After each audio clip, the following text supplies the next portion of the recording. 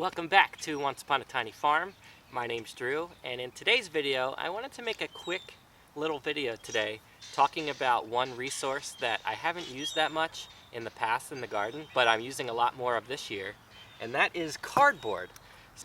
So stick around in this video and I will talk about 3 different ways you can utilize that free resource of cardboard that many of us have, and ways you can use them in the garden.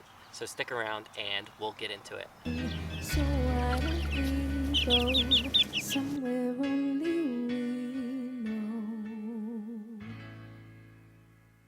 So the first way that I am utilizing cardboard this year is a way to kill weeds.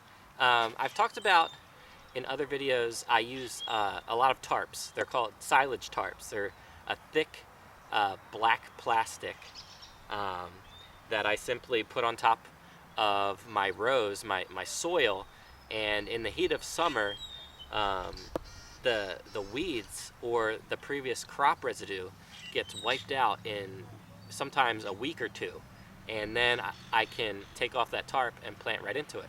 But buying those tarps can be expensive. It adds up to a few $100s very quickly, depending on how much you need and how much ground you have to cover. So I actually had all of the tarps that I had covering lots of different plots of my property, and I didn't have any more. Don't feel like buying anymore, but what I did have was cardboard. So this is actually a thick, there's different thicknesses to cardboard. This is a very thick one, so this might take a little bit longer to break down.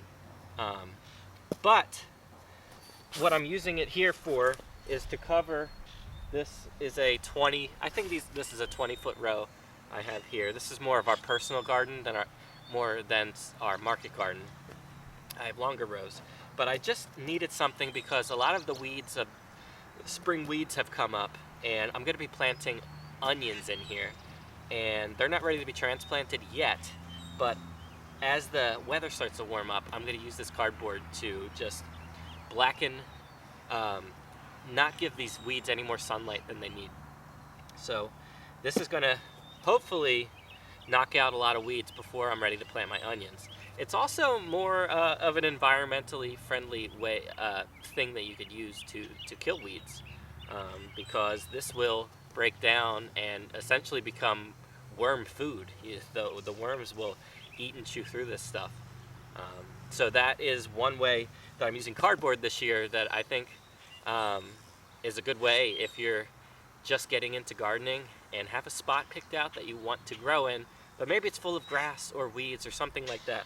Put down cardboard for a few weeks early in this spring as it starts to warm up, and then you could take it off and maybe till or broad fork or loosen soil somehow, add some soil or compost and start planting right into it without any of that weed pressure. So just something to consider because it's a free resource. Another thing you could do in this kind of situation with putting cardboard on the ground is if you are starting a new row. Now this isn't a new row, like I said, I do have compost and soil beneath this and I'm just trying to suppress weeds.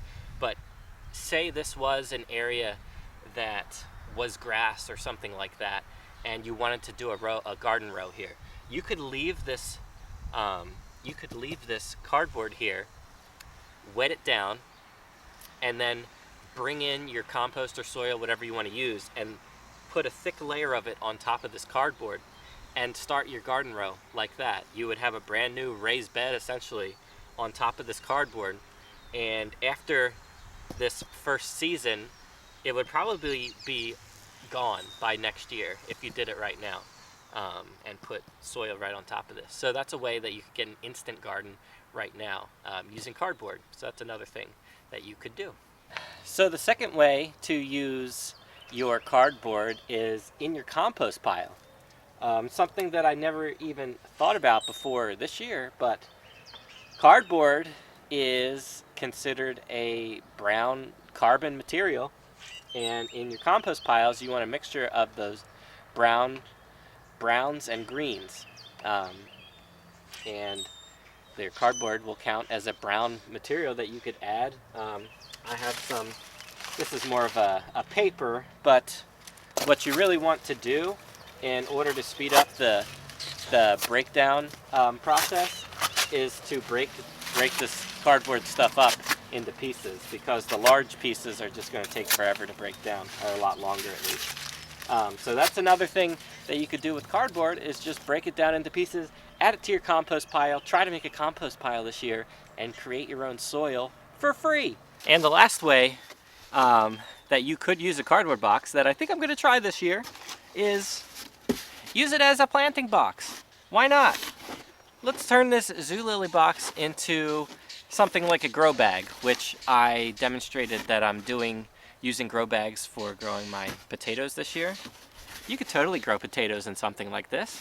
You could put a lot of soil in here and maybe put tomato in here, something like that. If you don't have garden space, this to me looks like a planting box that you probably would plan for only being able to use for 1 year. It'll start to disintegrate, but it's kind of a porous material. It would be good for drainage, and yeah, you could totally plant something in here. So just something else to consider, another thing you could use your cardboard boxes for that you might not have thought of. And that's going to wrap up this video on 3 different ways that you could utilize cardboard this year in your garden. And hopefully I don't turn into compost. I am standing in one of my composting area. But no, I'm not going to break down like that, hopefully not on camera. That would be pretty cool. Maybe I'd get lots of views. Anyway, if you enjoyed this video, give it a thumbs up, subscribe to our channel for more videos like this, and we'll see you in the next one.